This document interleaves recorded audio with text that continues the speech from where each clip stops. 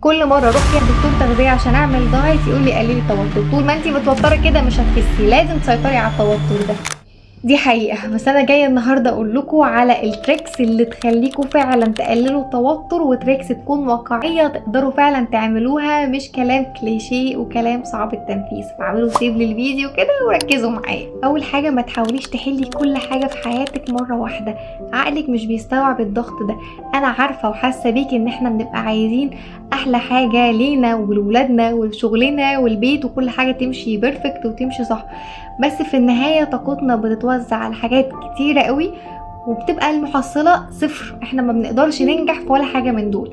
فركزي في حاجة واحدة وحاولي تعمليها بالشكل اللي انتي تكوني راضية بيه، تمام؟ ده هيخليكي اهدى بكتير، لانه هيشيل من عليكي حمل كتير انتي الحمد لله بغنى عنه. طيب هتعملي ايه؟ هتجيبي ورقة وقلم واكتبي فيها كل اللي مضايقك، واختاري منهم حاجة نبدأ بيها النهاردة ونصلحها. رقم 2، ما تقعديش من غير حركة، وانزلي الشارع كل يوم على الاقل من 10 ل 15 دقيقة. مش عايزة منك اكتر من كده، بس البسي هدومك وانزلي شوفي الشارع، انزلي تمشي. ده هيهديكي وهيخليكي احسن وهيقلل من التوتر. رقم 3، نامي كويس. احنا الامهات نومنا على طول ملخبط، مش نايمين كويس، بتبقى اعصابنا منهارة طول اليوم ومش عارفين نسيطر على نفسنا. فكل واحدة علشان تحافظ على جوزها وعيالها واسرتها كويسة وسوية وسليمة، احنا محتاجين ننام.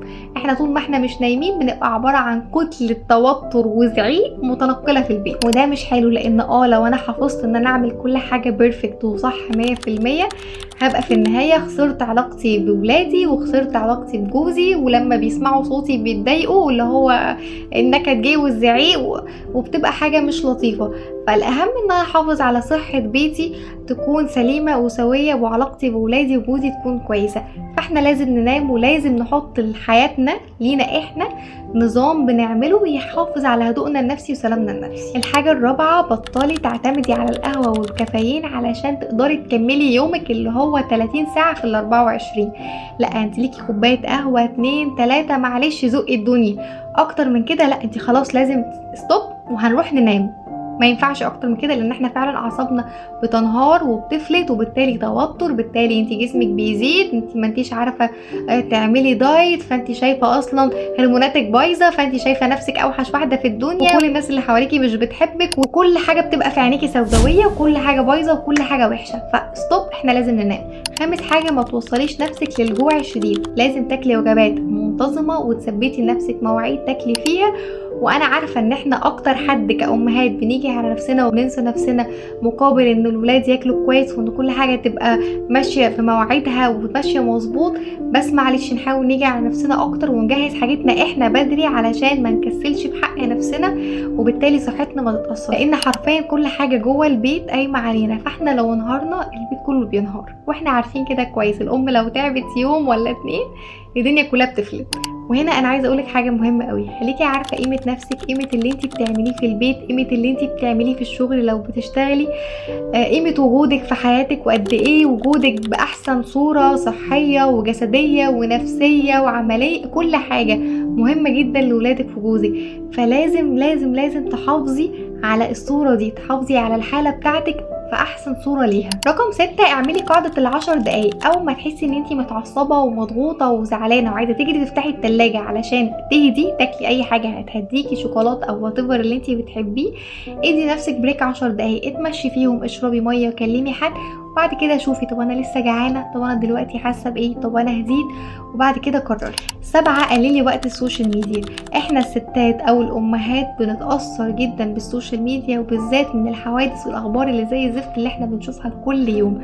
فده بيأثر علينا جدا بالسلب، فبنكون متوترين جدا، عصبيين، وبنزعق عمال على بطال من غير اي سبب. البيت او الولاد او الناس اللي احنا بنتعامل معاها ما بيكونش ليها ذنب اصلا في كل ده. ومش هقولك بس الناس اللي بتتعامل معانا ملهاش ذنب، هو انت جسمك اصلا ملوش ذنب، عقلك ملوش ذنب ان هو يتعرض لكل ده يوميا. فحاولي تحافظي على سلامك وهدوءك النفسي باي شكل من الاشكال. رقم 8، ما تستنيش يكون عندك دافع علشان تاخدي خطوة جديدة. في العلاج النفسي في مبدأ كده اسمه behavioral activation، يعني ما تقوليش لما نفسيتي تتحسن هبقى ابدأ دايت، لما نفسيتي تتحسن هبقى اعمل الحاجة الفلانية.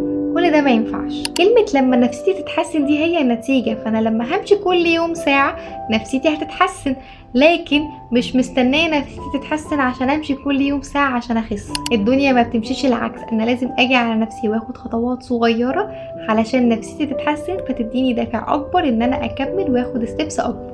رقم 9، قبل ما تاكلي اي حاجه، قبل ما اي حاجه تدخل بقك، اسالي نفسك هو انا باكل الحاجه دي ليه؟ هو انا فعلا جعانه ولا انا باكلها علشان اطلع طاقه او غضب او اطلع غلبي في الاكل؟ وعلى حسب اجابتك وقتها خدي القرار. والله لو انت جعانه كلي، لو انت بتطلعي غضبك لا انا لازم اشوف طريقه تانية اطلع بيها غضبي او اتصرف باي شكل تاني. واخر حاجه رقم 10 هقولها لك، لو انت عماله تحاولي في كل الحاجات اللي انا قلتها لك دي وبتحاولي تعمليها بقالك اسابيع وبرضه واقفه في نفس النقطه ومش قادره تكملي ومش عارفه توصلي لنتيجه، وقتها لازم نرجع لدكتور نفسي يشوف الدنيا اخبارها ايه ويقول لنا بالظبط نعمل ايه. احنا كلنا بنتعرض بشكل يومي لضغط نفسي رهيب وكلنا عندنا مشاكل وضغوطات فظيعه، بس الفكره فين هنا؟ الفكره ان في شخص بيعرف يتعامل مع الضغط والمشاكل دي وفي كل القرف ده بيحاول يلاقي وقت لصحته وان هو يعمل دايت ويحافظ على صحته ويكون شكله احسن ويوصل للاحلام او يحقق التارجت والاحلام بتاعته. وفي شخص تاني الضغوطات دي بتسيطر عليه وبتتمكن منه ومش بيعرف يتحرك ولا يعمل اي حاجه خالص. فالتريك هنا مش ان الشخص ده عنده اراده وانا ما عنديش اراده، لا التريك هنا ان الشخص ده بيعرف يتعامل مع الضغوطات اللي معاه وانتي ما بتعرفيش تتعاملي مع الضغوطات اللي في حياتك، فمحتاجه تتعلمي ده. وبس كده، انا عارفه ان الفيديو طول بس يا رب اكون قدرت فعلا اساعدكم. اشوفكم الفيديو الجاي. انا دكتور ندى عادل، سلام.